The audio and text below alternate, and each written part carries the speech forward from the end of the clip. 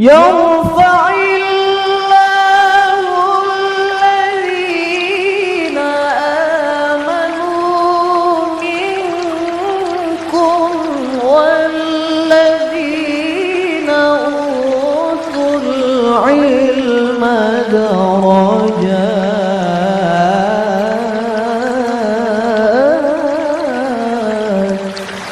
Assalamualaikum warahmatullahi wabarakatuh. Surah Al-Maidah ayat 24. Kita baca dulu. A'udzu billahi minasyaitonir rajim. Ya. A'udzu billahi minasyaitonir rajim.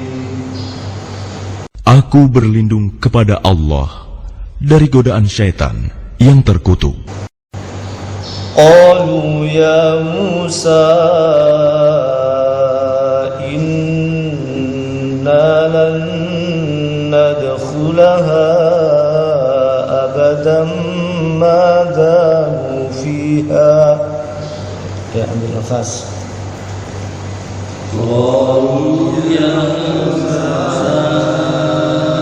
inna lan nadkhulaha.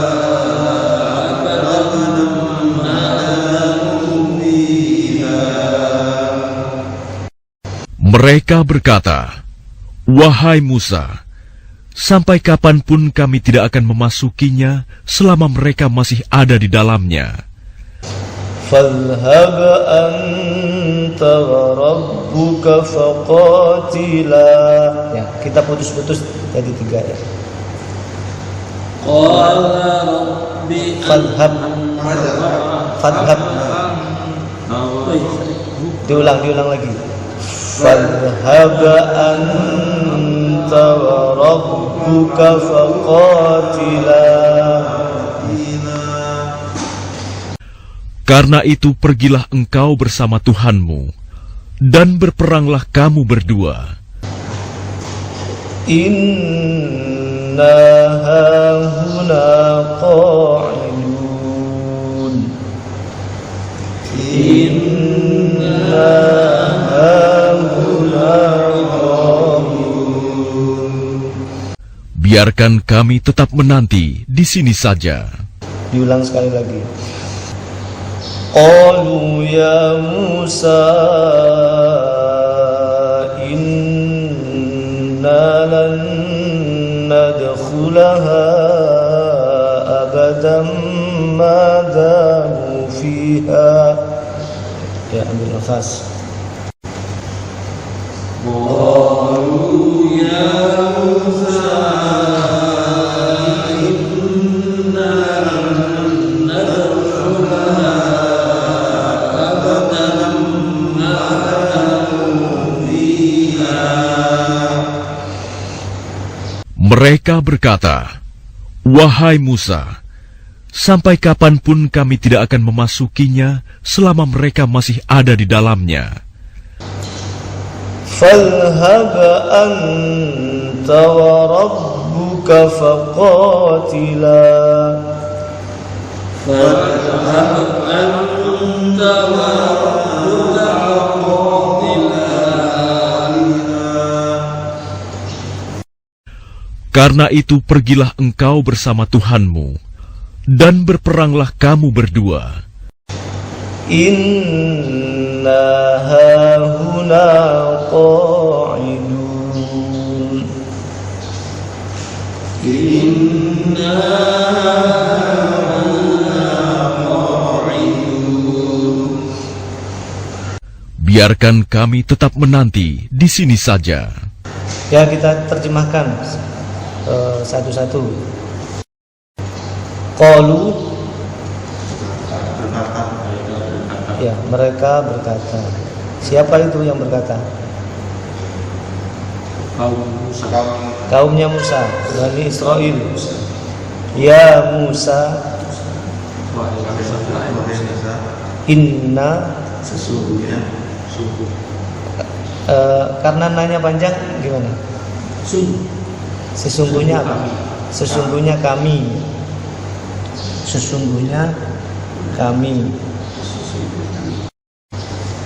lan nadkhulaha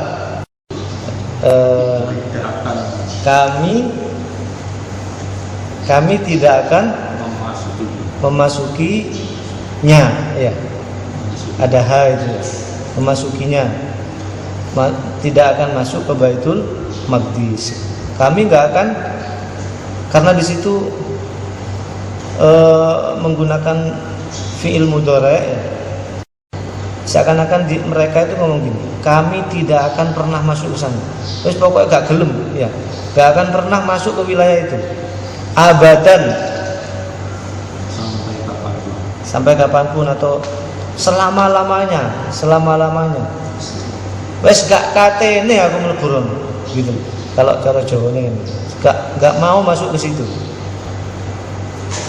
Madamu,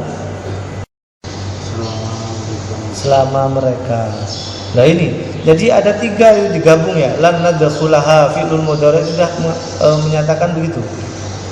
Sedang dan akan berlangsung terus. Tidak akan pernah masuk wilayah itu selama-lamanya. Madamu, selama mereka. Pokoknya wis apa ya? Sumpah. Iya, pokoknya moh teman-teman moh. Enggak akan pernah masuk ke sana. Padahal apa? Sebelumnya kan udah diperintah, ya. Udah diperintah sama Allah agar mereka masuk ke situ. Ini sifatnya Bani Israel itu seperti ini. Fiha, di dalamnya. Selama mereka masih di dalam wilayah itu, nggak akan mau. Kami tidak akan masuk ke situ selama-lamanya, selama mereka masih ada di dalam Baitul Maqdis atau Al-Ardul Muqaddas. Fadhab,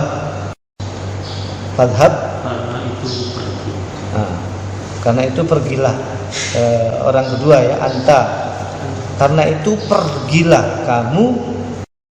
Kamu siapa maksudnya? Musa. Ya. Ya wis lunga dhewe kono gitu. Jadi pergi sendiri aja sana, kata Bani Israil. Ya. Diperintah sama nabinya malah nyuruh nabinya, ya luar biasa ini, ya. Wa rabbuka, sama Tuhanmu. Pergilah kamu sama Tuhanmu, loh. Nggak kurang ajar gimana kayak gini nih. Kita ingat kemarin setelah sama Allah itu disuruh ingat-ingat akan nikmat, ya. Pertama itu sudah dibebaskan dari Fir'aun, dikejar-kejar sama Fir'aun kan, lari, diselamatkan sama Allah dengan apa? Bisa melewati laut dengan asbab tongkatnya Nabi Musa kan. Nah, setelah itu disuruh masuk ke sini, disuruh ingat-ingat itu sama Allah itu.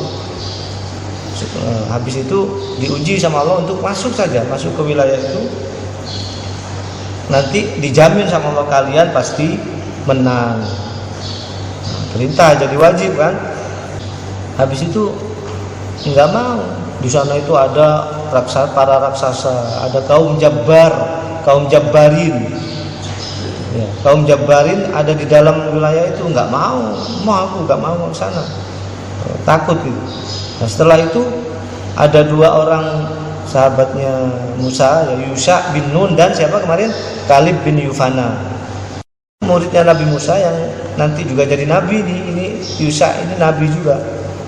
Itu sampai berdiri ngomong ke mereka itu, suruh masuk, membantu Nabi Musa, mendukung Nabi Musa. Sama aja nggak mau. Pergilah kamu bersama Tuhanmu. Faqatila, berperanglah kalian berdua. Pergilah kamu Musa dan Tuhanmu. Mereka menyuruh Nabi Musa dan Allah untuk masuk ke Baitul Maqdis dan disuruh berperang. Sama Allah disuruh, malah nyuruh Allah. dan nabinya. Ini betul-betul puncak kedurhakaannya. Ini kaum ini berada di puncak kedurhakaannya.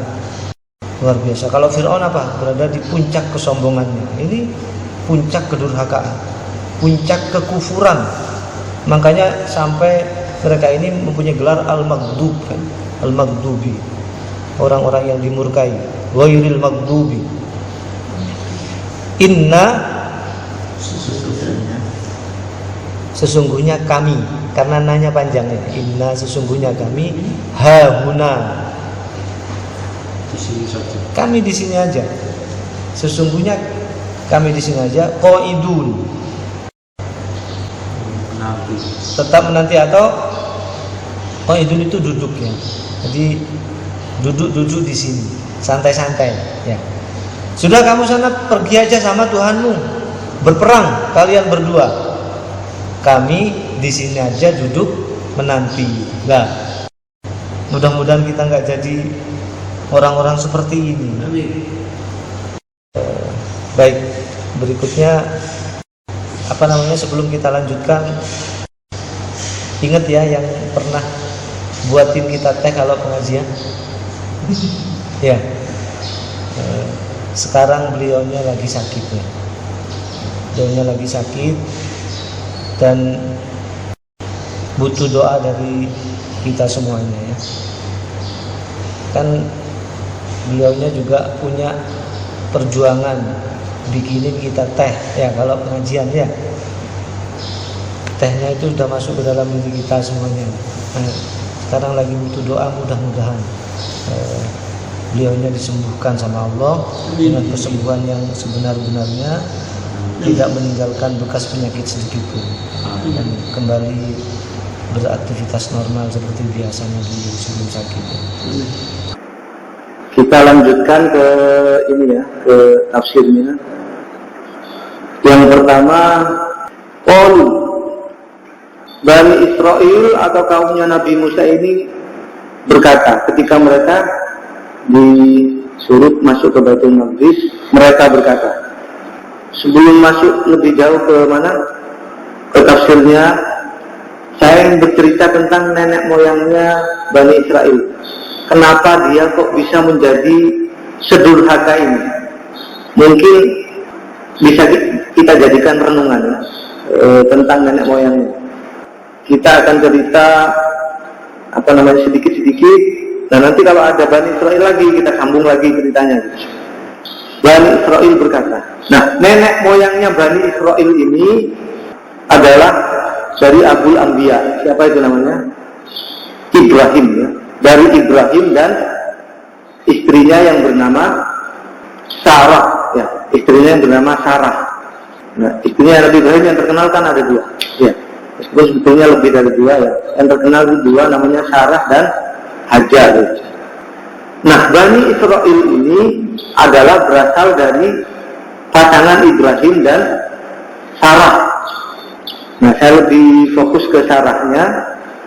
Sarah itu sebetulnya adalah wanita yang berakhlak baik.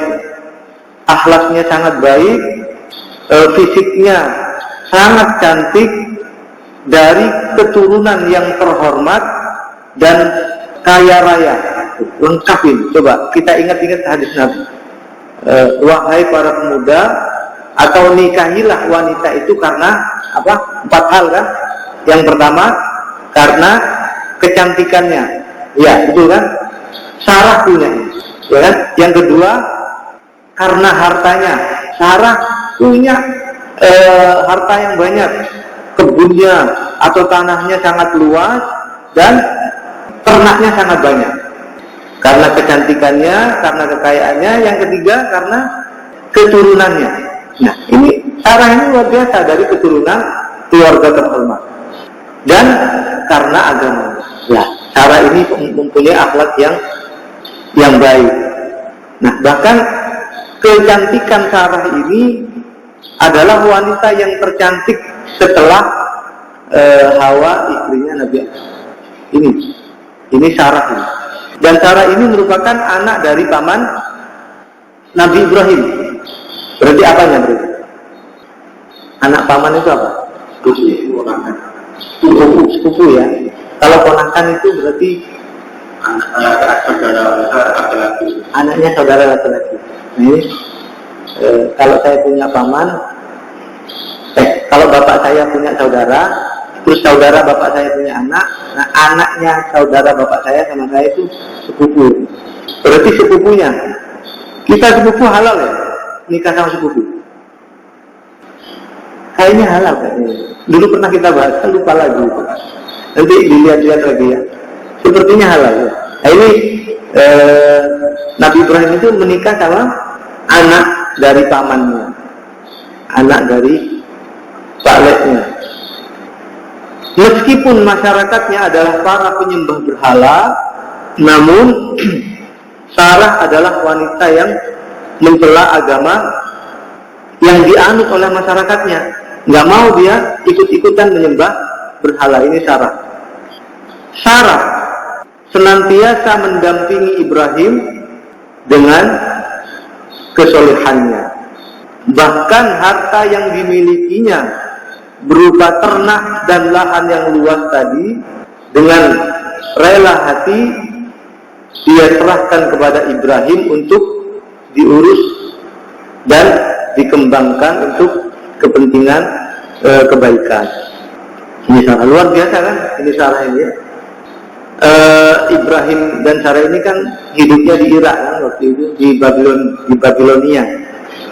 Namun kehidupan di sana sudah tidak memungkinkan lagi dipertahankan. Kenapa? Terasing ya. Kan pernah ingat kan sama Raja Namrud di sana kan mengucilkan Ibrahim. Bahkan nggak hanya Raja Namrud, keluarganya juga mengucilkan dia.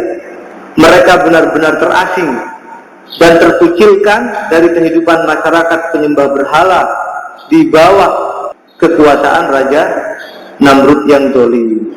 Meskipun Nabi Ibrahim telah membuktikan bahwa patung-patung tersebut tidak mempunyai kuasa apa-apa, dan Allah menunjukkan kebesarannya dengan menyelamatkan Ibrahim dari api raksasa yang membakarnya. Sudah melihat Nabi Ibrahim tidak bisa dibakar oleh api, sudah melihat patung itu nggak punya kuasa apa-apa, tetap saja mereka nggak mau mengikuti Nabi Ibrahim, nggak mau mengikuti ajakan Ibrahim. Tetap saja mereka ingkar. Bahkan ayahnya Ibrahim yang dicintainya juga tidak mau mengikuti jalan Allah ini. Bagaimana Allah berfirman di surah Maryam ayat 46, qala araghibun anta an alihati ya Ibrahim. Ayahnya berkata, apakah kamu benci kepada Tuhan-Tuhanku Ibrahim? La illam tantahi la arjumannak wahjurni maliya. Jika kamu tidak berhenti, aku akan benar-benar akan membunuhmu. Tinggalkanlah aku selamanya. Kata bapak atau baca kita, kalau kamu membenci kepada Tuhanku, kepada Tuhan-Tuhan kami, dan kamu nggak berhenti dari perbuatanmu, Ibrahim, terus minggat tahun, nggak usah di sini, kata ayahnya. Akhirnya apa? Ibrahim sudah dalam tanda kutip itu putus asa, itu kalau banyak, tapi enggak putus asa. Dalam tanda sudah nggak ada harapan lagi untuk berdakwah di sana. Akhirnya mereka hijrah kemana? Ke Baitul Maqdis. Ya. Ibrahim dan Sarah pun serta beberapa para pengikutnya memutuskan untuk pindah ke negeri Syam atau ke Palestina. Namun pada saat itu wilayah itu sedang dilanda kekeringan dan penyakit menular atau taun. Akhirnya mereka kembali hijrah. Ya, kalau sekarang itu mungkin ada corona itu hijrah. Tapi hijrah ke mana? Katanya sedunia banyak corona. Nah, katanya. Akhirnya mereka pun kembali hijrah. Hijrah ke mana? Ke Mesir. Ini Ibrahim dan Sarah akhirnya pergi ke Mesir. Di Mesir ini, keluarga ini, Ibrahim dan Sarah ini diuji sama Allah.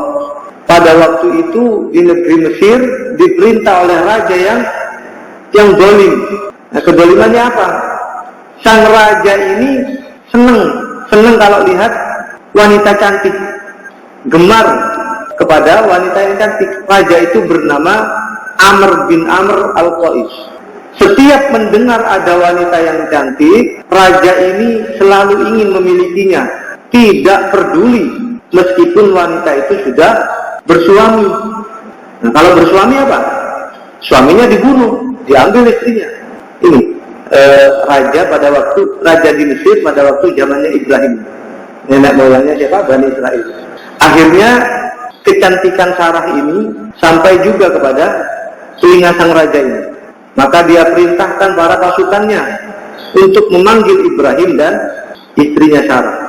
Singkat cerita, sang raja ini kemudian bertanya kepada Ibrahim, siapa dia? Maka Ibrahim menjawab, hadhihi ukhti. Dia adalah saudara perempuanku. Siapa ini? Dulurku. Ya. Ini ada di dalam hadis riwayat Muslim dari Abu Hurairah. Rasulullah bersabda, Nabi Ibrahim ini tidak pernah berdusta kecuali dalam 3 hal. Yang pertama, ketika Ibrahim diajak beribadah untuk menyembah berhala, maka dia menjawab, aku sedang sakit. Nah, ketika diajak oleh masyarakatnya atau ayahnya untuk menyembah berhala di Babylon, di Irak sana, maka dia menjawab, aku loroh, kata Ibrahim. Faqala inni saqim, di dalam As-Saffat ayat 89. Aku sedang sakit. Yang kedua, Nabi Ibrahim berbohong ketika dia ditanya siapa yang menghancurkan berhala tuhan-tuhan mereka. Bisa dilihat di Al-Anbiya ayat 63. Qala bal fa'alahu kabiruhum hada fas'aluhum in kanu yantiqun. Ibrahim mengatakan ketika ditanya siapa yang menghancurkan patung-patung tadi, kan hanya ditinggalkan patung yang besar kan sama Ibrahim kan, maka Ibrahim mengatakan iku loh patung yang besar itu loh yang menghancurkan yang kecil-kecil itu. Kampaknya apa? Palunya itu ditaruh di patung yang besar, ya, ditaruh di patung yang besar, kemudian ditinggalkan kan. Kemudian Ibrahim juga dipanggil sama raja itu. Loh itu kan buktinya ada palu itu di situ, di patung yang besar. Tanya aja ke dia itu yang menghancurkan. Kalau fas'aluhum in kanu yantiqun, kalau mereka bisa berbicara. Nah, ternyata nggak bisa bicara kan patungnya kan. Nah, kalau gitu kenapa kok dia disembah gitu, nggak iso apa-apa. Nah, akhirnya Ibrahim diajak debat gitu, tetap saja tapi mereka ingkar. Ya, akhirnya Ibrahim hijrah tadi. Itu yang kedua.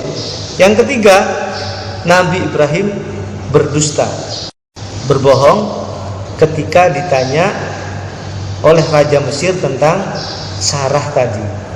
Yaitu tiga kebohongan Ibrahim ketika ditanya oleh hal-hal tadi. Yang terakhir adalah ditanya oleh sang raja.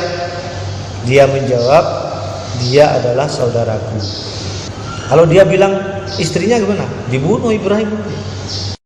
Dia mengatakan seperti itu semata-mata untuk keselamatan keluarganya. Akan tetapi sang raja ini tidak peduli. Dia tetap mengambil Sarah dari Ibrahim.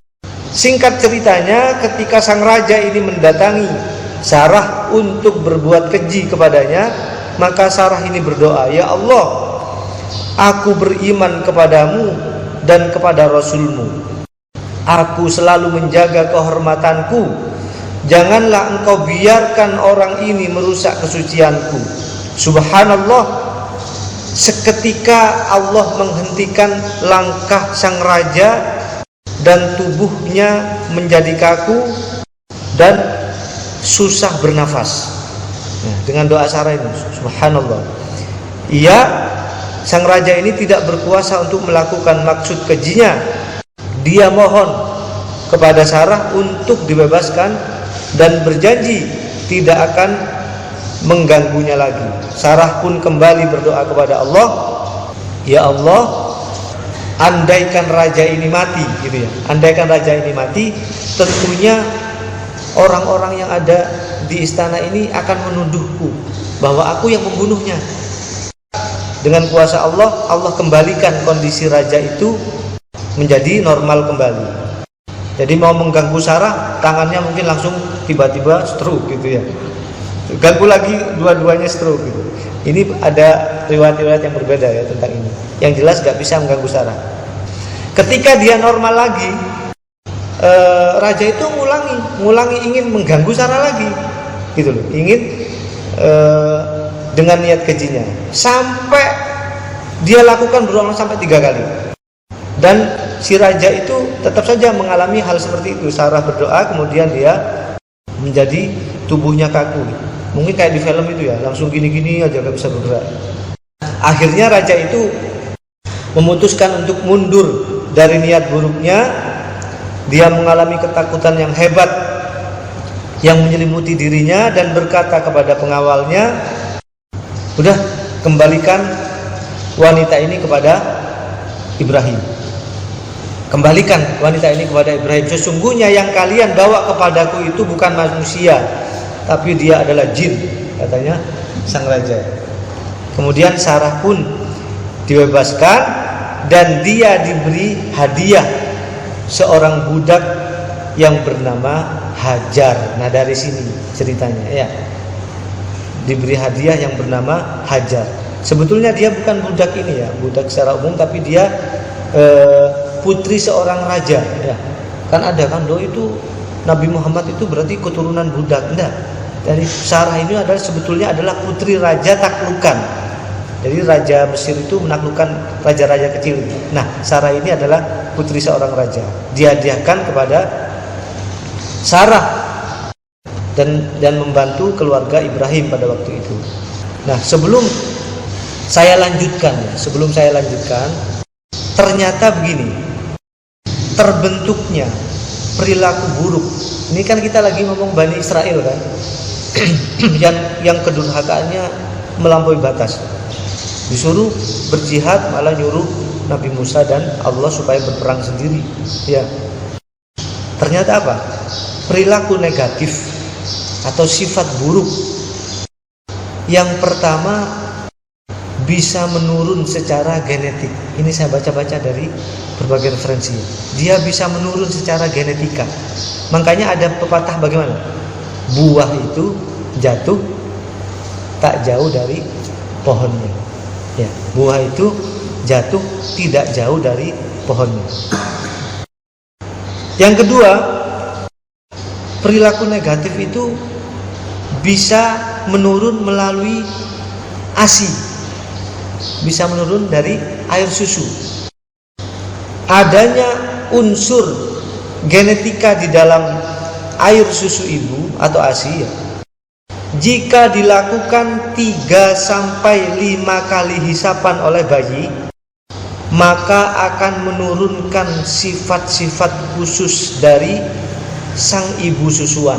Nah, ini hati-hati ya. Dan tidak hanya dari ibu susuan dan saudara-saudara sepersusuan lainnya. Oleh karena itu, di dalam Islam ada cara memilih ibu susuan. Tidak boleh sembarangan. Yang pertama, pilihlah ibu susuan yang muslimah. Yang kedua, pilihlah ibu susuan yang sehat jasmaninya, yang sehat. Ya. Yang ketiga, pilihlah ibu susuan yang berakhlak baik.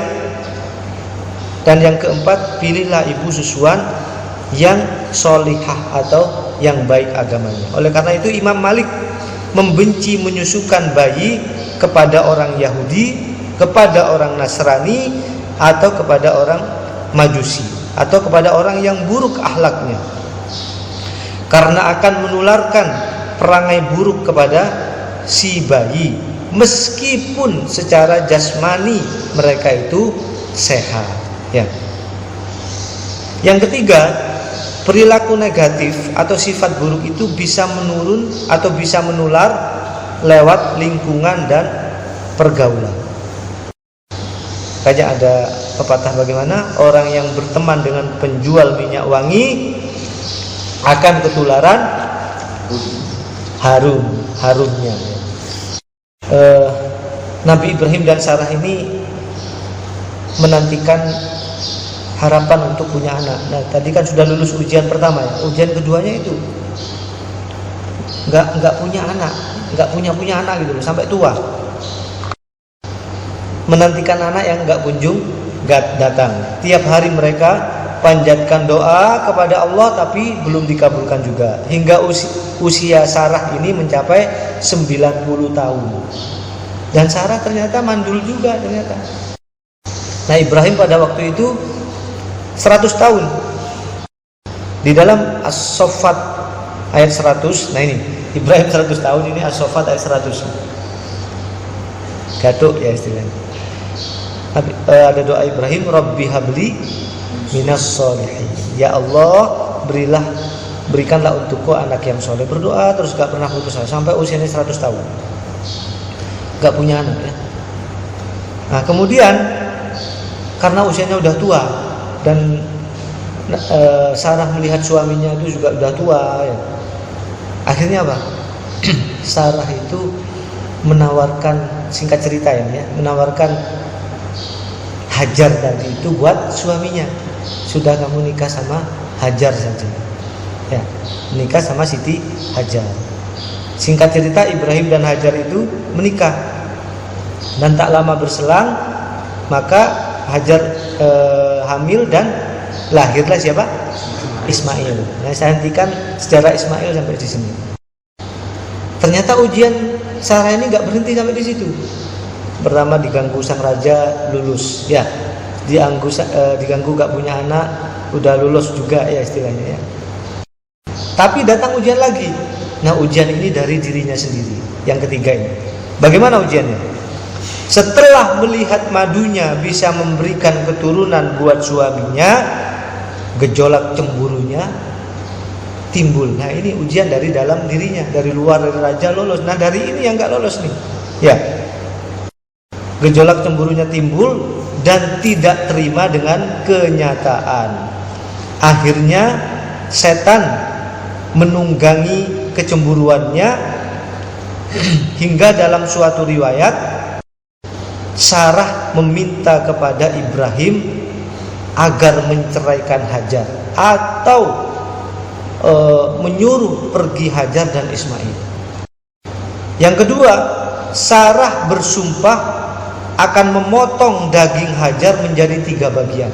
Nah, ini luar biasa, cemburunya sampai melampaui batas. Padahal dikatakan pada dia akhlaknya baik, tapi ketika diganggu, diuji seperti ini, dia tidaklah melampaui batas seperti ini. Ya. Bahkan riwayat lain itu ditusuk-tusuk sama apa gitu, telinganya Hajar. Nah, ini yang menjadi sabab musabab adanya syariat tindik pada dua telinga perempuan dan hitan bagi perempuan. Kan mau dipotong 3 bagian kan? Nah, ini dua di telinganya dan 1 di kemaluannya. Sunat hitan bagi perempuan. Ada syariatnya dari syariat Sarah ini. Sampai Ibrahim, karena dia melampaui batas, maka Ibrahim mengeluarkan nasihatnya. Kalau nggak melampaui batas, enggak, dalam hati aja cemburunya, cuman ya nggak melampaui batas, nggak sampai keluar ke lisannya, nggak sampai keluar ke tangannya dan ucapannya, atau keluar ke matanya gitu ya. Maka ya harus dibiarin aja kalau cemburu gitu, cemburu wajar gitu. Kalau sudah sampai berupa kata-kata begini.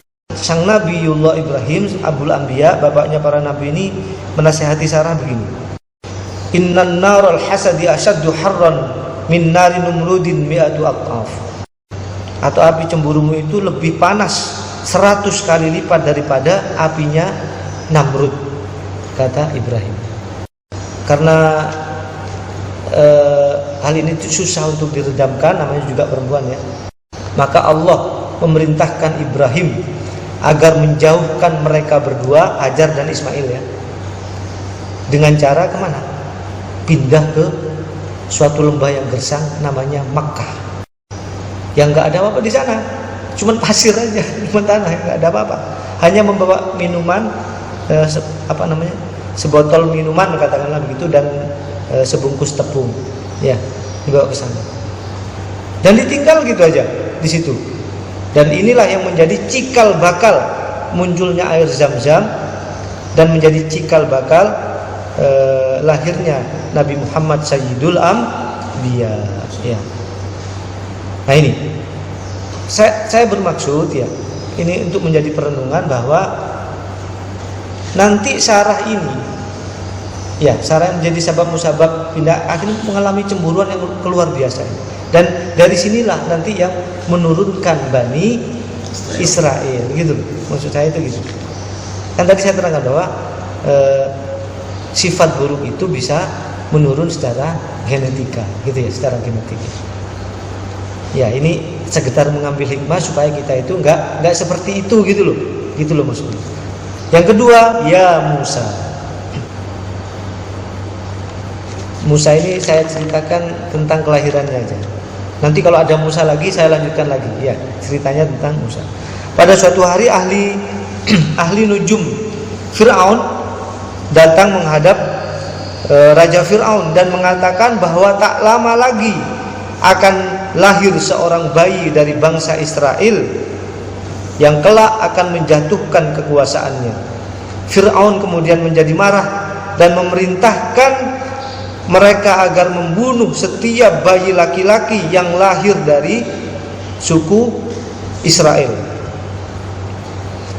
Begitu tahu bahwa bayi mereka laki-laki, maka Imron dan Yukabat, ini bapak ibunya Musa, langsung panik, langsung ketakutan.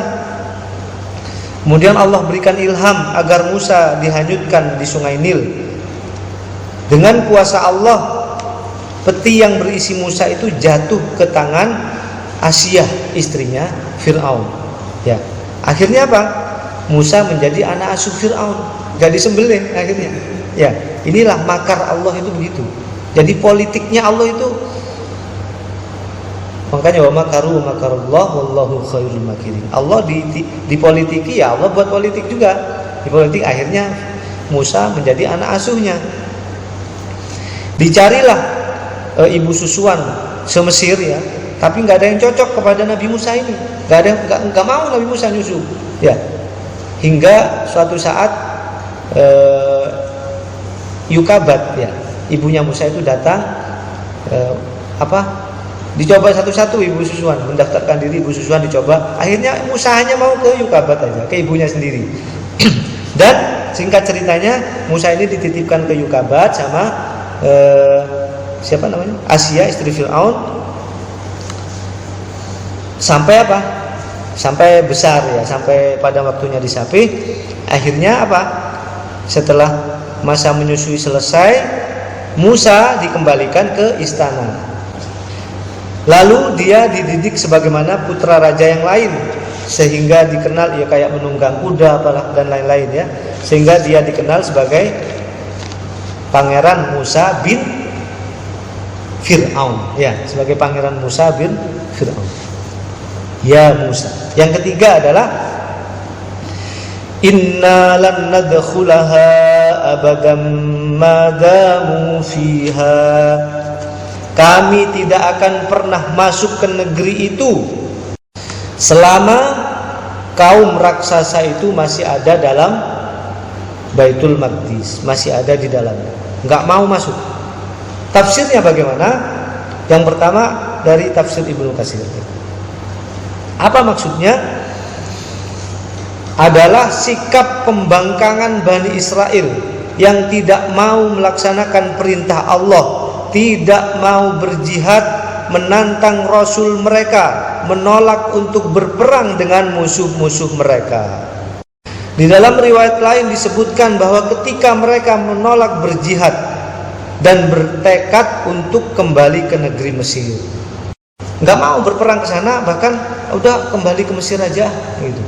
Bahkan dalam riwayat lain itu sama Musa, ya sudah balik wes, berenang ke sana di lautan itu, suruh berenang sendiri. Tadi kan sama tongkatnya Nabi Musa kan. Nah, setelah menyeberang, kita balik lagi aja ke Mesir daripada masuk ke Baitul Maqdis, katanya. Udah, karena jengkelnya udah balik sana sendiri, berenang sana di lautan. Ya nggak bisa kan? Maka Musa dan Harun bersujud kepada Allah di hadapan mereka, di hadapan para pemimpin mereka. Karena apa? Sangat keberatan dengan keinginan mereka ini. Kemudian Yusha bin Nun, ini tafsir minggu lalu ya, dan Kalib bin Yufana sampai merobek bajunya sebagai ungkapan kekesalan terhadap kaumnya dan mencaci kaumnya karena bersikap demikian. Saking keselnya. Ini seorang nabi nih, Yusha bin Nun, sampai berbuat seperti itu. Ini jengkelnya. Kalau sekarang itu mungkin mukul tembok itu. Kalau ada orang jengkel kan itu. Saking jengkelnya dirobek bajunya. Bahkan dalam suatu riwayat, kaumnya Nabi Musa ini melempari Yusha bin Nun dan Kalib bin Yufana ini dengan batu. Nah, karena perbuatan mereka ini terjadilah krisis yang sangat parah akibat perbuatan Bani Israel ini. Inna lan nadkhulaha abadan madamu fiha. Maksudnya adalah Bani Israel tetap pada pendirian mereka, tetap membangkang dan tetap enggan melaksanakan perintah Allah, sebagaimana tafsir yang kemarin waktu ayat 22 surah Al-Maidah ayat 22, sama kan kalimatnya, wa inna lan nadkhulaha hatta yakhruju minha, itu ayat 22 itu sama. Sekarang inna lan nadkhulaha abadan madamu fiha, wa inna lan nadkhulaha hatta yakhruju minha, kami tidak akan masuk ke sana sampai mereka keluar dari wilayah Baitul Maqdis. Mereka merespon perintah Allah dan Nabi mereka dengan jawaban orang-orang pengecut tanpa ada rasa peduli dan sopan santun. Inna lan nadkhulaha abadan madamu fiha adalah perkataan ini mereka katakan karena ketakutan dan kepengecutan mereka, atau juga karena kebebalan mereka dan keberanian mereka melanggar perintah Allah dan Rasulnya. Yang keempat, inna lan nadkhulaha abadan madamu fiha, maksudnya adalah bahwa perkataan atau motivasi dari dua orang pimpinan mereka, yaitu Yusha dan Kalib, tidak berhasil dan dorongan mereka untuk berjihad tidak berguna bagi mereka. Maka mereka mengucilkan atau mengucapkan ungkapan yang hina dan merasa kalah sebelum berperang. Nah, bagian yang keempat, fadhhab anta wa rabbuka faqatila, pergilah kamu dan Tuhanmu dan berperanglah kalian berdua. Maksudnya adalah menunjukkan bahwa mereka adalah kaum yang bodoh tentang Allah dan sifat-sifat Allah. Enggak kenal sama Allah. Ya mungkin bisa ngomong Allah tapi enggak kenal. Kalau mereka kenal enggak akan ngomong begini ya. Serta mereka kufur, mereka kafir terhadap apa yang diwajibkan Allah atas mereka. Fadhhab anta wa rabbuka faqatila, menunjukkan betapa buruknya ucapan mereka ini. Alangkah jeleknya sikap mereka kepada Nabi mereka di dalam kondisi sulit seperti itu, di mana kondisi di waktu itu menuntut secara mendesak untuk menolong Nabi mereka dan membela harga diri mereka. Ya ini tadi, dikongkon malah ngongkon ya. Disuruh malah menyuruh. Bagian yang kelima adalah inna hahuna qa'idun, kami di sini aja duduk-duduk menanti. Maksudnya adalah kami akan memasuki wilayah itu dengan penuh kemenangan, tanpa harus menumpahkan darah, tanpa harus berperang, tanpa harus mengotori kaki kami, tanpa harus memberikan pengorbanan walaupun sedikitnya. Enak kan? Enak Bani Israel ini ngomongnya.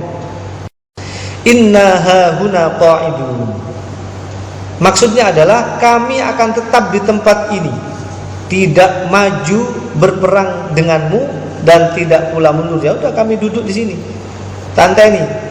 Ya, tempat itu adalah bernama Bukit Mushrif, ya, di Urdun.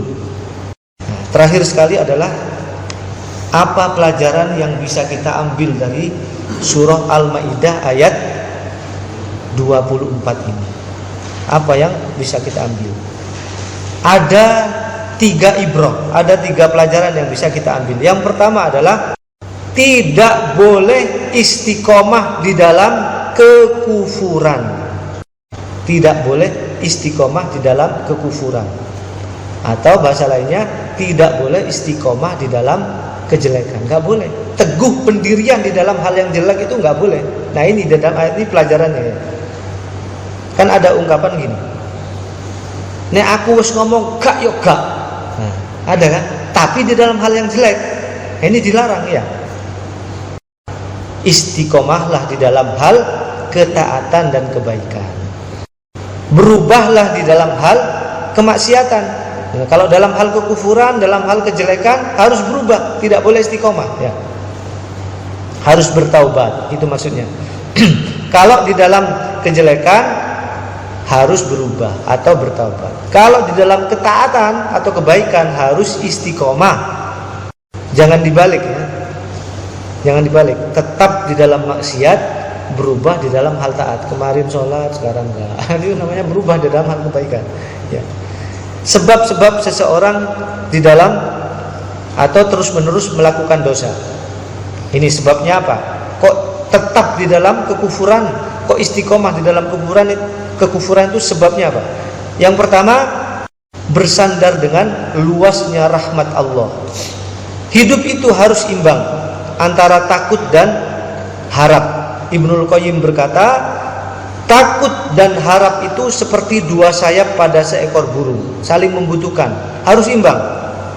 Tatkala seseorang menitik beratkan kepada pengharapan akan rahmatnya tanpa rasa takut akan dosa-dosanya, maka seseorang akan terus-menerus di dalam dosa, terus-menerus di dalam kejelekan, dan sangat sulit kembali kepada kebaikan. Nah ini karena apa? Hanya mengharapkan rahmat Allah, gak pernah takut. Ya gak apa-apa wes berbuat dosa terus, nanti kan juga diampuni dosanya, kan gitu ya. Sekarang foya-foya, nah, nanti mau mati baru bertaubat, kan ada kayak gitu. Kan Allah itu maha pengampun. Nggak boleh ya begitu. Hanya bersandar kepada rahmat, tapi tidak punya takut kepada Allah. Itu sebab yang pertama. Yang kedua, meremehkan dosa. Ini sebab seseorang kok istiqomah dalam ketidakbaikan. Meremehkan dosa. Sebagian ulama salaf berkata, la yanzuru ilal maksiyah, walakin undur ila man ta'si. Janganlah engkau melihat kepada maksiatnya, tapi lihatlah kepada siapa engkau bermaksiat. Ibnu Mas'ud berkata, orang mukmin melihat dosa-dosanya seperti seseorang yang duduk di bawah gunung. Nabi Israel pernah ini, jadi diangkat gunung di atasnya gitu. Misalkan gunung Arjuna diangkat ke Sidoarjo gitu, sudah tertutup, takut kabur, aduh. Gitu. Nabi Israel pernah itu. Bani Israel pernah mengalami kayak gitu. Nah, seorang mukmin melihat dosa-dosanya itu seperti dia berada di bawah gunung. Ia sangat takut kalau gunung itu menimpanya. Sedangkan orang yang tidak baik, orang yang jahat, melihat dosanya itu seperti seekor lalat yang lalu lalang di depan hidungnya.